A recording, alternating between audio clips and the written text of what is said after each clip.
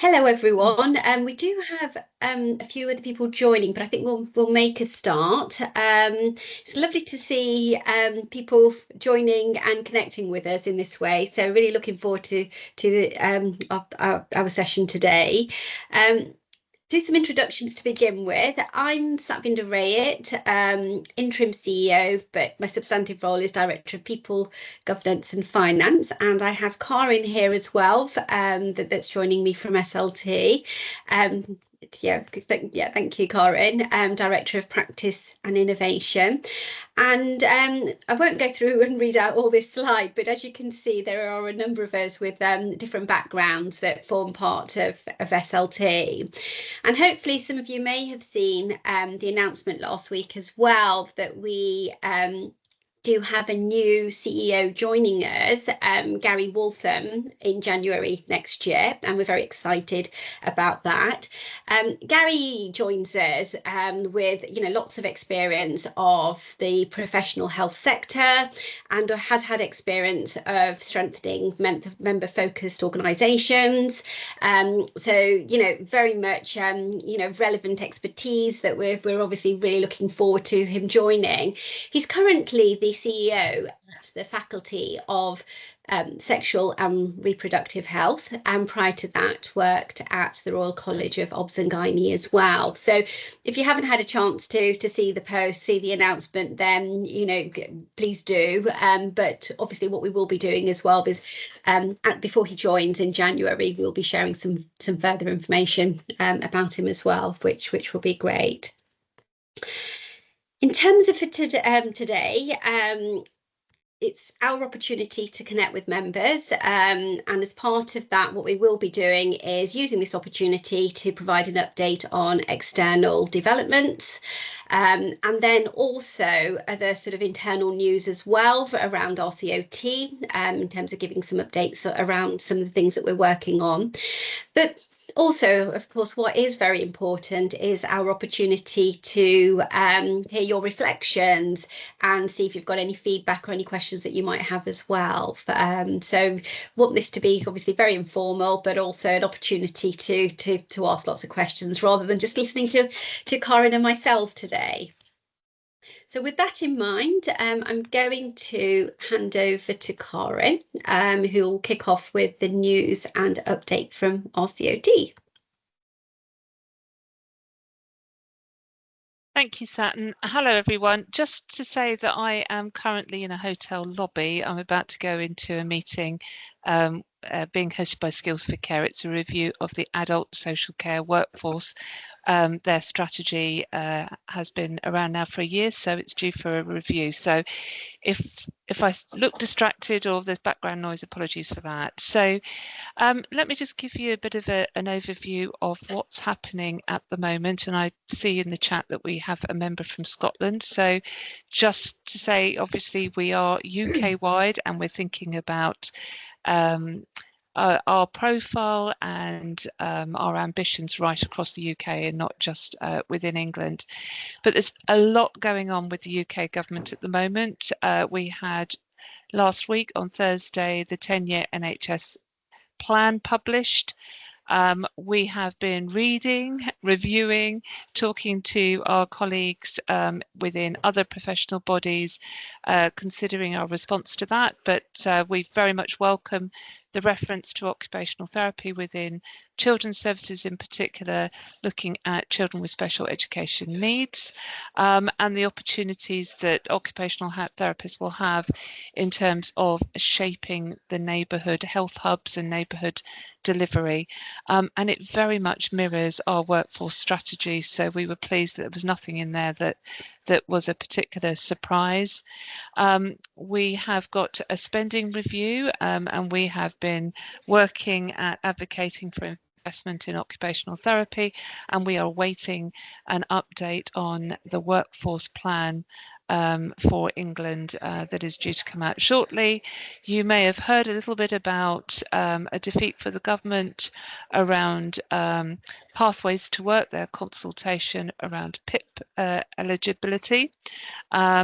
but we are delighted that there is a Job Centre Plus pilot going ahead where occupational therapists will be working with job centres and disability employment advisors and work coaches to look at providing more expert tailored support for people with health conditions and disabilities. In Scotland, we have the national frameworks on population health and service renewals going ahead. We're involved in conversations on that, and we'll be working with our members to inform our consultations. In Northern Ireland, we are working with rehabilitation leads on the development of neuro-rehabilitation services. And in Wales, we have just appointed and we are onboarding a new policy and public affairs lead for us, Paul Smith, and he will be working with colleagues across allied health professions, Cymru, on the long-term workforce strategy. Next slide, please. Oh, sorry, I've gone. Bear with me. I'm going to just go back. For some reason, to keep moving forward. We can move forward now. That's it, Sat. Oh, that's it. Okay, so, whoops. I think, yeah, failed the test of using technology, so I do apologise. It's doing all sorts of things. I've got a new laptop and it's sticking, so I do apologise for that. Okay, I think over to me then. What we wanted to do as well is just provide an opportunity today to remind you of our digital transformation, some of the work we've been doing around the different systems, and hopefully you've started to feel the difference. So as part of this, in terms of our membership offer, what we have been doing is there's been lots of improvements, as I've said, and as part of that, the new website. Hopefully you found that more user friendly, because we've been focusing on making sure that we're able to enable individuals to use the search facility and navigate through the content and resources more effectively. And again, as a reminder, once you're able to access and activate the website, you'll be able to explore a whole range of benefits that are on offer. So that includes the RCOT Communities platform, and that provides fellow members to have an opportunity to network and further sort of think about sort of learning and practice. And also as part of this as well, this platform is now included in individuals' membership offer as well, which is great.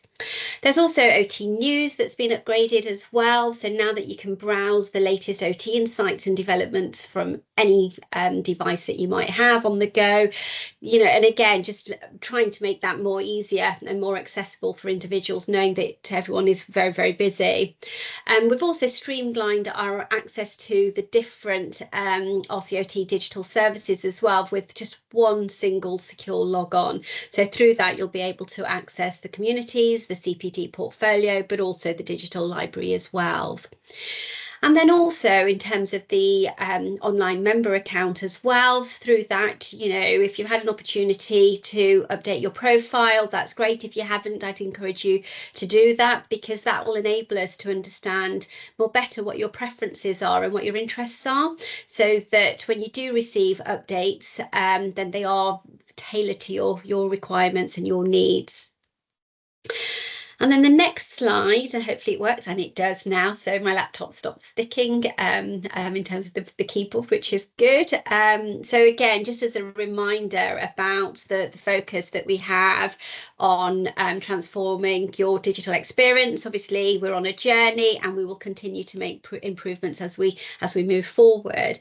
But as a reminder, we've invested in making sure that the support that's provided is more personalised and tailored to your own individual needs and your requirements as well.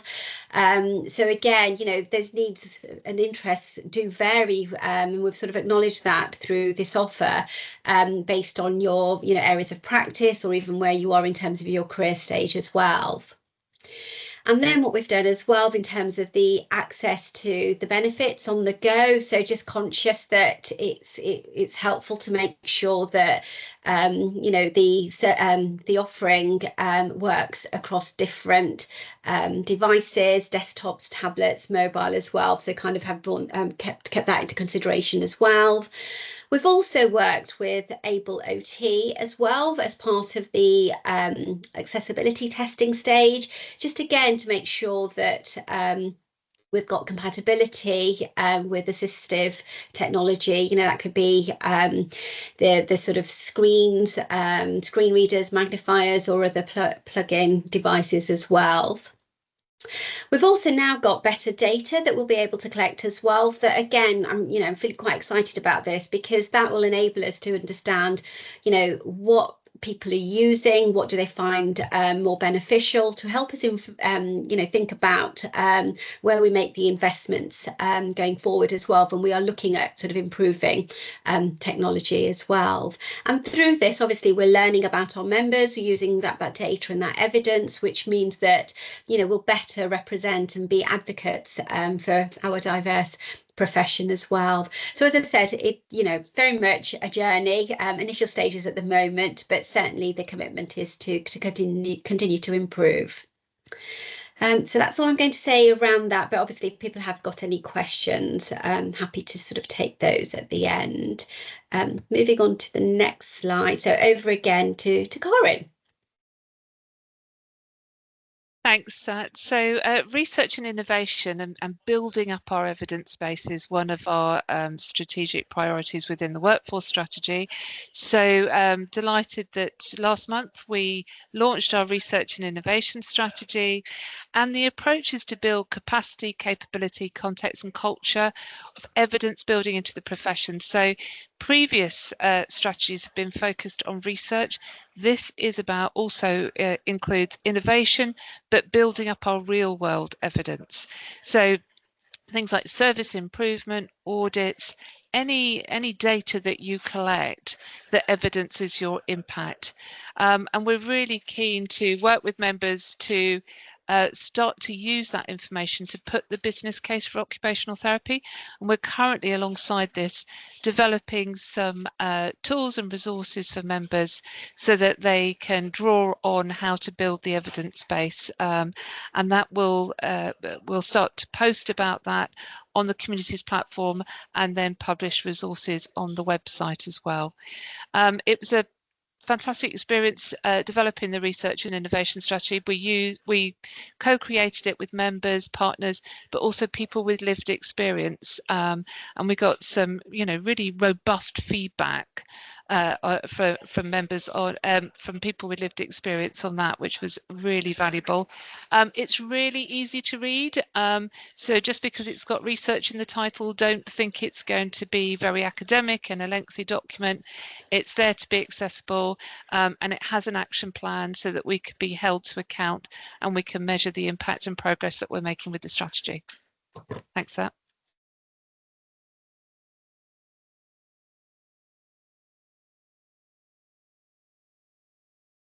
It's me again.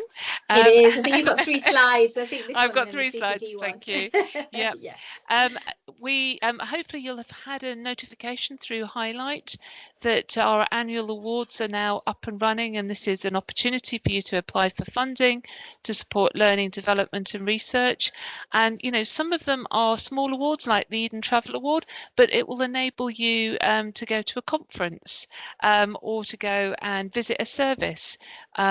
So it really useful range of awards that can help you with your learning and development.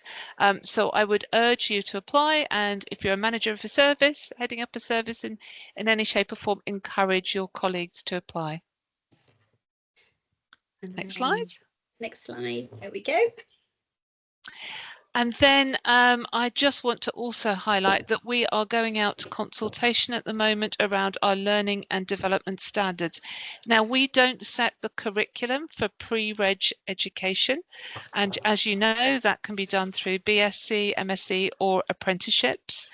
But what we are doing is reviewing and expanding our learning and development standards.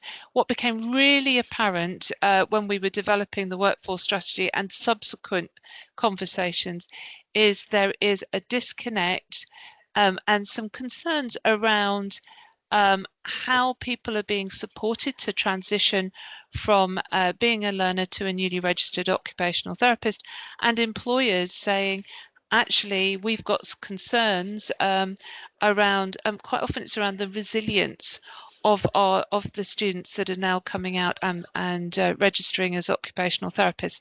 So we want to expand the learning and development standards to not only be there to shape the pre-reg education programs, but also we are going to have a section on employers to support employers to understand how they might support what to expect from newly registered occupational therapists and how to support those newly registered occupational therapists as they enter into the profession and move on to preceptorship programs. So if you're an employer of occupational therapists, please get involved. It isn't just for our academics, it's not just for the education providers, and it's also, we want to hear from learners as well. So if you are in academia delivering a program, it'd be really good to encourage your students to respond. Thanks. Thanks, Karen.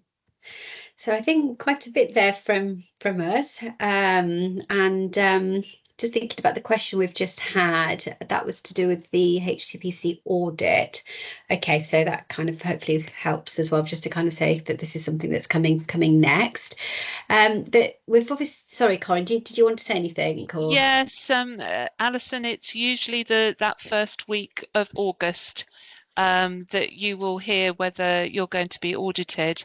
But there is lots of support available. So we will be providing webinars, and we will be providing support through the communities platform.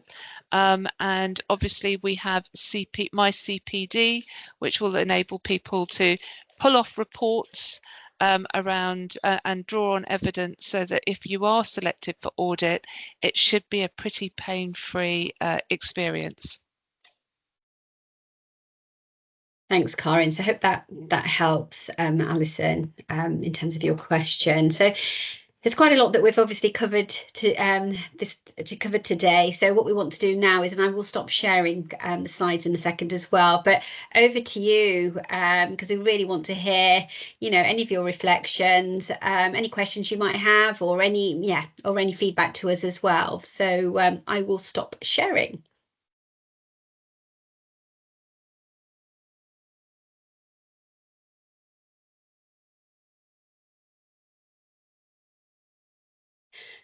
If it lets me. There we go. Sorry, I do need to sort out my laptop with this. the keyboard's just sticking. Okay, so any thoughts, any reflections?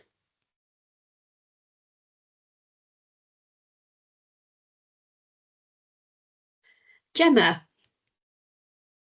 Hello, I'm Gemma Channing. I'm a Senior Manager for Creative Health at Arts Council England, and an OT, obviously, otherwise I wouldn't be here. And I guess to kick us off, a question about the learning and development framework, and how I could best feed into that, thinking about us OTs that work in jobs that are not occupational therapy titled, but occupational therapy, kind of the context of occupational therapy is so embedded in our roles. If Yes, that's something you want feeding into kind of the Gemma, that would be helpful. So I quite often have a conversation with managers, occupational therapists working in different sectors, saying we really need this to be included in the curriculum, and it's not included. So for instance, there is such an opportunity for occupational therapists in health and work and supporting people to have, to stay in work and to have good, healthy work experiences as well. We're seeing a growth in OTs working in occupational health, and and well-being services. But concern raised that actually that's not being covered within the curriculum. So it's worth dipping into the standards and the consultation, and just, you don't have to. I think the thing with consultation, you don't have to respond to everything. Respond to things that ring true for you and things that you want to highlight. One of the things that I think is quite interesting is all of the programs now have opportunities to go out into emerging areas of practice, and students are having some fantastic experiences and get very excited. And there are more learners now seeing their future outside of the NHS. They might see themselves going in and doing statutory services for 2 years, and then they're looking to work in a range of sectors. And we know with Gen Z, they are going to have at least 5 different careers. What we're keen to do is to make sure that they remain registered as occupational therapists. They can go off and work in all sorts of sectors, have all sorts of different titles, but they remain as registered occupational therapists. So I just think using that lens would be really good, because a lot of the students go, my best experience where I learnt the most was in a role emerging area, but actually I'd like to go straight into that now as a newly graduated occupational therapist, but I don't know how best to do that. Should I go and do 2 years in the NHS before doing that? So it would be really good, Gemma, to just get your viewpoint, but don't feel that you have to answer everything in the consultation. Have a look and see what feels relevant, that you feel you can add some value to it. But yeah, definitely take a look. This is our future workforce. So we're all invested in that, really. Thank you. Yeah, no, that's really helpful. I certainly found through my role a lot of students that are having placements at museums, galleries, with arts organisations. So yeah, happy to kind of feed in with some of the experience that I've had, but also that I'm seeing from the students that we're working with.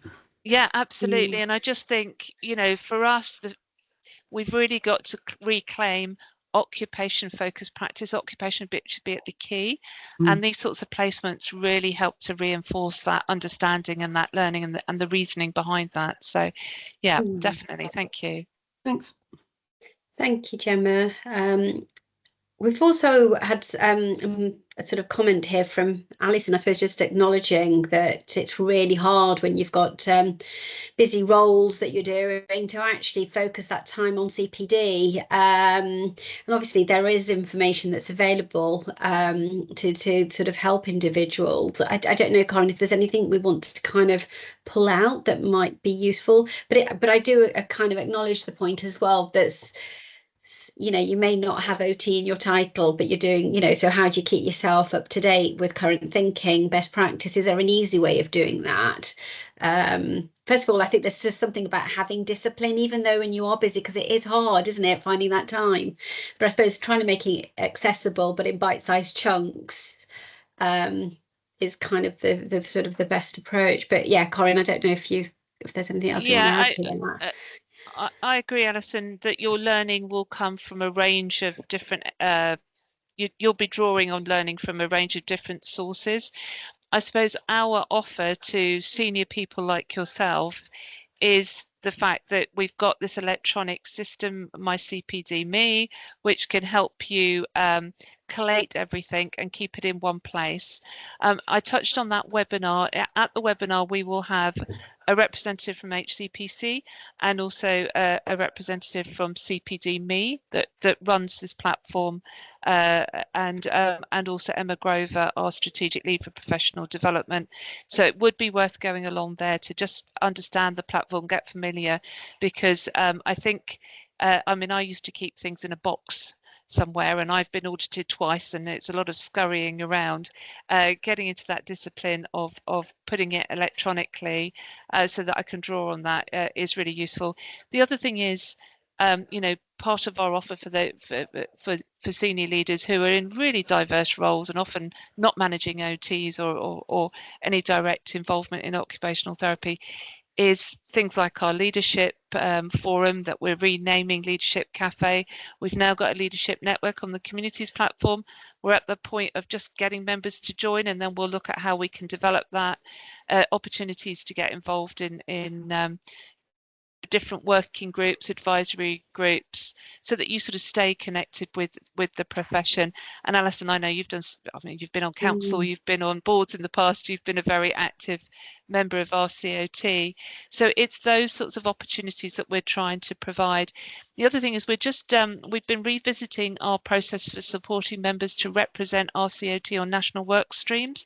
We will have that complete by the end of this quarter, which for us is end of September, and we'll be going out with a recruitment drive to you know, get our you know, to recruit more members, not just to sit on things like NICE guidelines, but to give evidence in Parliament, the Senate, the Scottish Parliament, the Northern Ireland Assembly. We already do that on an ad hoc basis, and what we're trying to do is streamline that, make sure that we're advertising and that we're not going to the same people all the time, that we're opening that opportunities up to people that perhaps haven't done it before. We're really reliant on you guys to inform everything that we do, because you're the experts in your areas of practice. And you know, the positive side of AI technology, sometimes our keys might stick, but we're able much more to sort of keep in touch and sort of go out. So now when we have a consultation, we will hold a Teams meeting and talk to members to help inform that consultation. So it's just much more live, and once the communities platform, we've got more people on it, that will be more active, and that will be where we can support each other and just keep touching base, because Alison, it's lonely when you're in a role without other OTs to stay, and it's difficult to stay connected with the profession. So I think that's really our offer to you. Thank you, Corinne. And then there's just a question here from Gemma about, you know, and I don't apologise for not knowing, because actually it's always best to ask the question. But Gemma, come and join the Leadership Network. I think that's the professional network for you. But also, we've got practice networks, and those practice networks have been shaped by our old specialist section volunteers and members, and at the moment they are very condition focused. I reckon in a year or so's time they're going to change. We're going to have new ones. We're already talking about having a sustainability network, so you can go onto those networks. You don't have to have OT in your title. We've got strategic lead volunteers for all of those networks, so you can touch base with them, and the more OTs that go on without OT in their title onto those different networks, you might then decide it might be appropriate to have a closed group where you can chat. So we're on a really basic structure at the moment to get things started. They're going to evolve. We don't know how they're going to evolve. You guys will decide how they will evolve. And so the more active people are on it, calling for different groups and sharing different ideas, it's going to look very different if we have this conversation in a year's time. Thank you, Corinne. Hope that helps, Gemma. Yeah, perfect. Anything that we're not doing that we should be doing, I guess, in terms of reflections? Or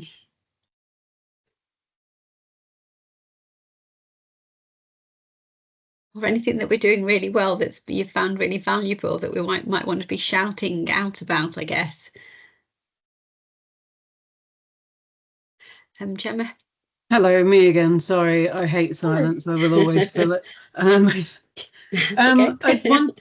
One thing I've really enjoyed about the recent kind of comms stuff is like case studies or like reflections from practitioners about their areas of practice. I always think that's useful. I think it's interesting as an OT just to see what everyone's up to. I think it's useful for students as well to kind of get an idea of where people might work, and I wonder if that is potentially an opportunity for those occupational therapists that are working in weird and wonderful places to talk about, because I guess my side quest in life is to reassure students of occupational therapy that you don't have to work in the NHS for 40 years if you don't want to. Actually, there's lots of fun, varied areas that you can work in. And it would have been really helpful for me as a student to know that that was a possibility. I think it took a while for me to get that and to be able to articulate what the value of occupational therapy was outside of clinical settings as well. I think it would help with that. Gemma, we'd love you. As soon as I saw where you were on the chat, I was like, that's really interesting. So yeah, we'd love to. So we've got a central email, hello@RCOT. And if you wanted to email and say, I'd be interested in sharing my experience and my profile, then we will get back to you, believe me. That would be fantastic. And again, you know, I'm going to be a bit of a broken record, but just posting in the communities, hey, I'm Gemma, I work here, and it's, you know, this is my experience and this is my particular passion, to really open that up. Also, just to let everybody know that we've got two really exciting roles currently with us. They're fixed term posts. They're two professional advisors who are working part-time, and the rest of the time they're working in their own businesses. So Jo Yin is working with us to create our offer around independent practice. So that's, currently on the website, there's nothing to tell you about independent practice as a career option. So she's working with members to build resources for that. We've got an independent practice network.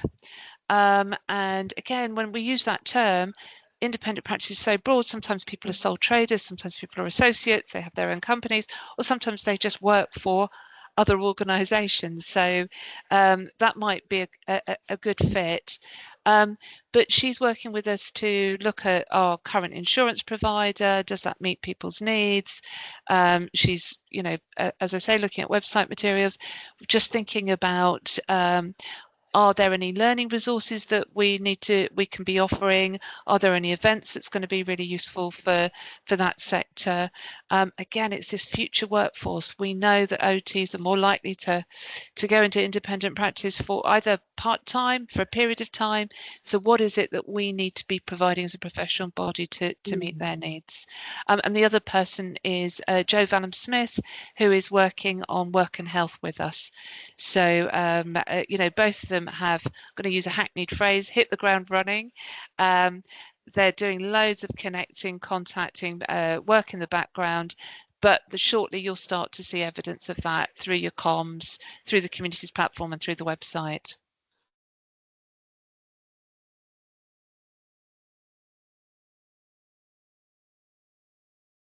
Anything else from anyone? Just checking there's nothing else on the chat that we've not responded to. I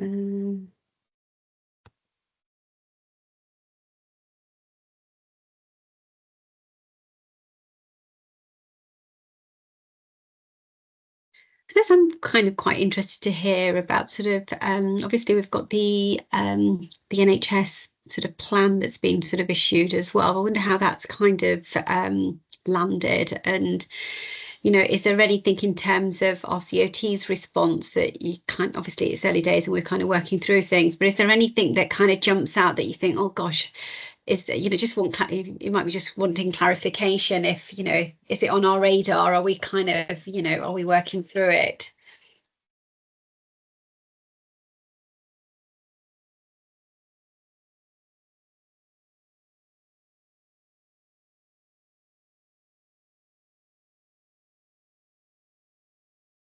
Yeah, I think there's I think so. What we've got some FAQs that we're preparing for members, and we'll be writing a blog just giving people a summary.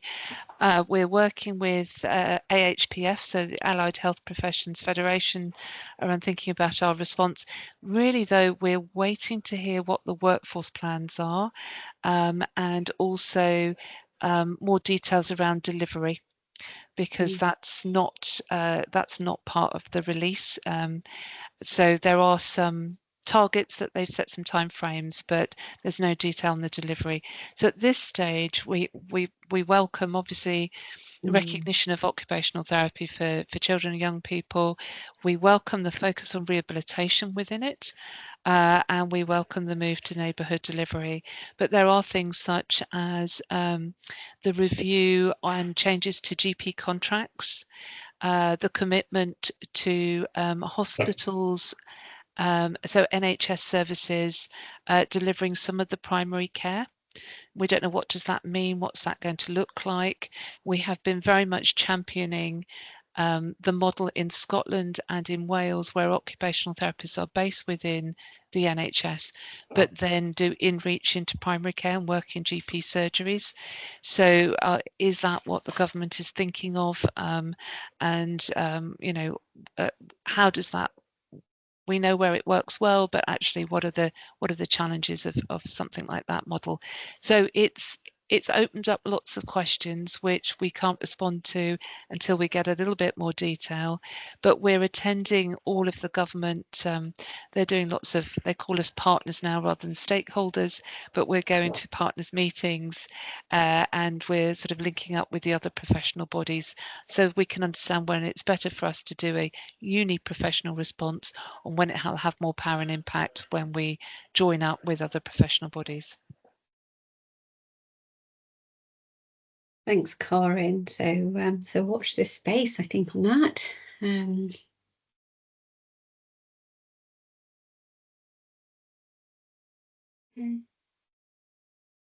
think anything else from anyone, because I think we've probably used the time to provide the updates around things that we thought you'd be interested in. Is there anything from kind of next time that you'd like to see us sort of focus on as well? Or do we kind of, yeah. So it's just kind of seeing if there's any thoughts. If they're on, that's fine too.